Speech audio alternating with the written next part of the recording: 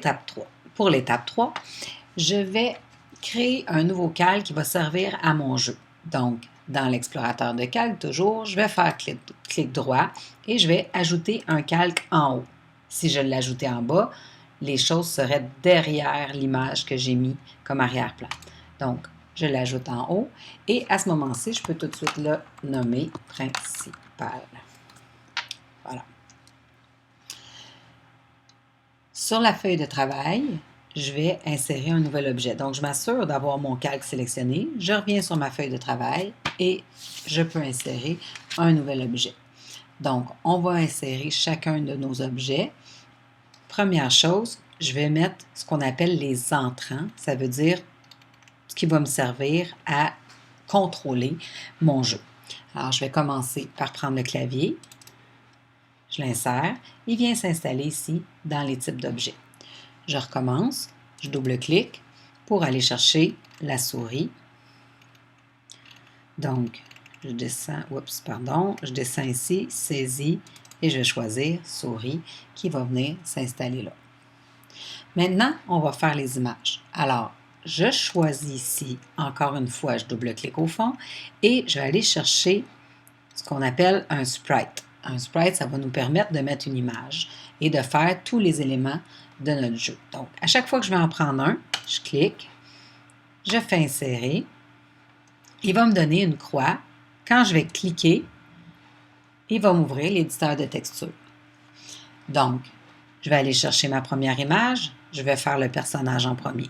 Donc, dans mon cas, mon personnage, c'est cette image-là. Je l'ouvre. Voilà.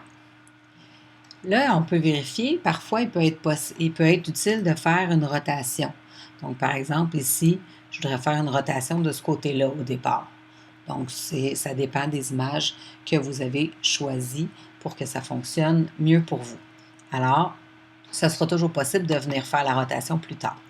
Je vais fermer la fenêtre et il va s'être appelé, il s'est ajouté ici. Je vais voir le dessin, mais ils vont tous s'appeler Sprite si je ne le change pas. Donc, comme d'habitude, je fais bouton droit, je fais renommer et je vais venir l'appeler personnage pour être sûr de me retrouver.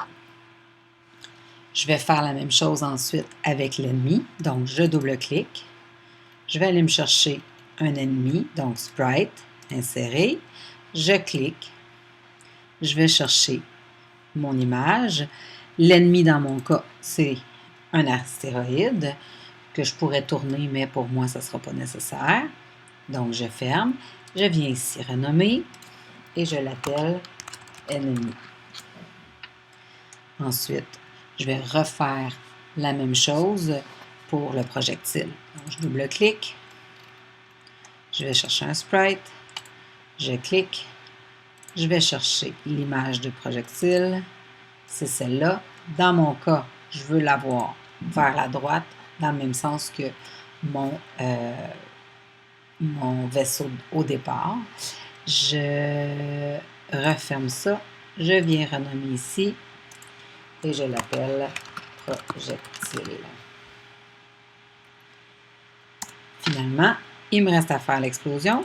Toujours la même chose. Je clique.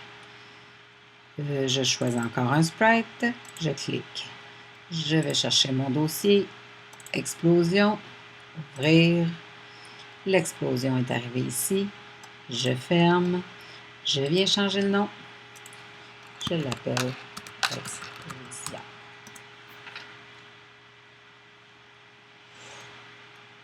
Par contre, je ne veux pas, quand je vais commencer mon projet, avoir l'explosion, puis je ne veux pas non plus avoir la balle. Alors, ce que je vais faire, c'est que ces deux choses-là, l'explosion qui est ici, je vais les descendre en bas pour pas qu'elles soient apparentes. Je vais faire la même chose avec le projectile. Attention, quand il est petit, c'est difficile à manipuler. Et je vais le descendre aussi dans la partie blanche pour qu'il soit vraiment hors de vue quand je vais faire mon projet. Voici pour l'étape 3.